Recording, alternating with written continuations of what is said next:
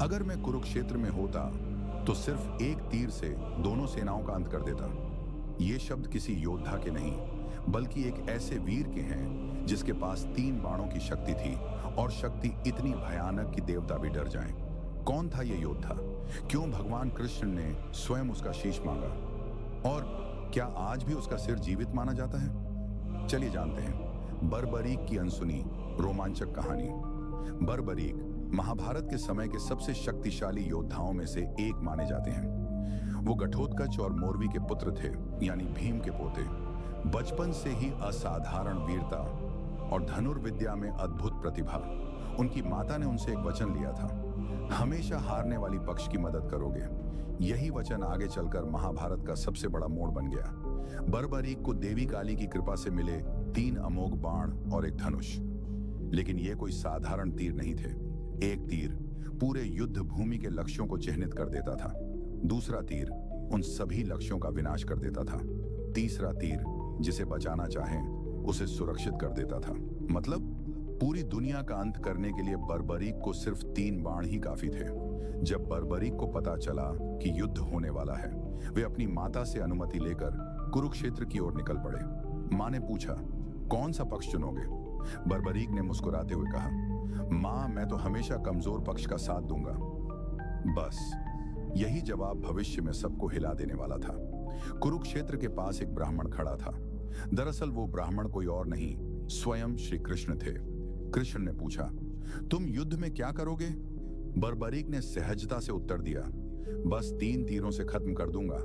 जो हारेगा मैं उसी का साथ दूंगा।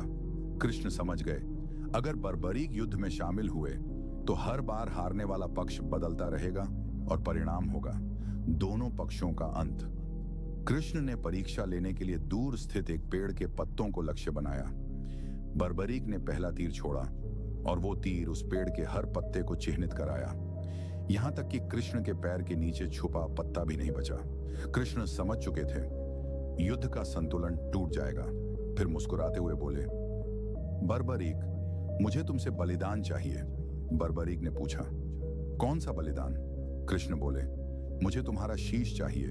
एक योद्धा के लिए जीवन सबसे बड़ा धन है। लेकिन बर्बरीक ने बिना हिचक कहा, अगर ये धर्म की रक्षा के लिए है तो मेरा शीश आपका है। और उन्होंने अपना सिर कृष्ण को समर्पित कर दिया। ऐसा बलिदान जिसकी मिसाल इतिहास में नहीं मिलती। कृष्ण ने वरदान दिया, तुम्हारा सिर युद्ध के अंत तक ऊंचे स्थान पर रहेगा और पूरे युद्ध को देखेगा, और भविष्य में लोग तुम्हें खाटू श्याम के नाम से पुकारेंगे। मेरे भक्तों के दुख हरोगे। जो एक बार श्याम कहेगा, मैं उसे निराश नहीं लौटने दूंगा। कुरुक्षेत्र युद्ध के दौरान बर्बरीक का शीश ऊंचाई पर रखा गया था। सबसे निष्पक्ष दर्शक वहीं थे। युद्ध का अंत हुआ तो कृष्ण ने पूछा, सबसे बड़ा योद्धा कौन था? बर्बरीक ने उत्तर दिया, मैंने तो सिर्फ सुदर्शन चक्र को चलते देखा, बाकी सब तो भ्रम था। बर्बरीक का त्याग सिर्फ शक्ति का नहीं, कर्तव्य, वचन और धर्म की सर्वोच्च मिसाल है। आज राजस्थान के खाटू में खाटू श्याम जी के रूप में लाखों लोग बर्बरीक की पूजा करते हैं।